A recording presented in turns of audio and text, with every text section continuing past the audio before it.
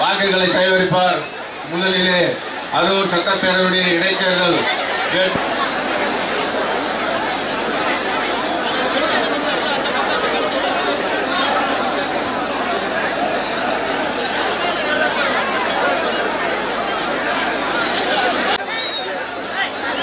அரூர் சட்டமன்ற தொகுதியினுடைய வேட்பாளராக கழகத்தின் சார்பில் போட்டியிடக்கூடிய கிருஷ்ணகுமார், பாப்பிரெட்டிப்பட்டி தொகுதியினுடைய கழக வேட்பாளராக போட்டியிடக்கூடிய வழக்கறிஞர் மணி உள்ளிட்ட மேடையில் இருக்கக்கூடிய முன்னோடிகளை, தோழமை கட்சிகளை சார்ந்திருக்கக்கூடிய தோழர்களை, அரூருக்கு வந்திருக்கக்கூடிய நான் உங்களை எல்லாம் கேட்டுக்கொள்ள விரும்புவது, எப்படி நாம் ஒரு பிரச்சாரத்தை நடத்தி கொண்டிருக்கிறோமோ அதேபோல் இன்றைக்கு ஆளுங்கட்சியை சார்ந்தவர்களும் பிரச்சாரத்தை நடத்தி கொண்டிருக்கிறார்கள் பார்க்கிறோம்.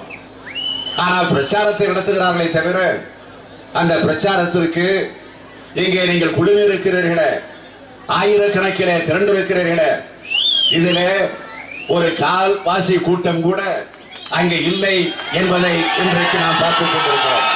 முதலமைச்சர் எடப்பாடி பழனிசாமி அவர்கள் அங்கே என்ன பேசியிருக்கிறார் என்று சொன்னால், எம்ஜிஆரை பற்றி பேசியிருக்கிறார், மறைந்த அம்மையார் ஜெயலலிதா அவர்களை பற்றி பேசியிருக்கிறார்.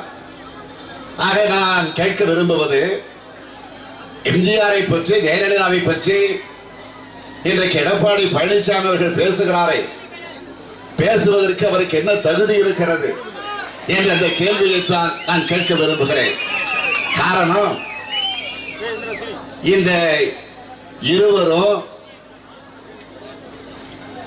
அதிமுக என்ற அந்த கட்சியை என்னிடத்தில் ஒப்படைத்து விட்டு போய்விட்டார்கள், மறைந்து விட்டார்கள் என்று எடப்பாடி பேசியிருக்கிறார். அதாவது எம்ஜிஆரும் ஜெயலலிதாவும் எடப்பாடி இடத்தில் அதிமுக என்கிற கட்சியை விட்டுவிட்டு போயிருக்கிறார்களாம்.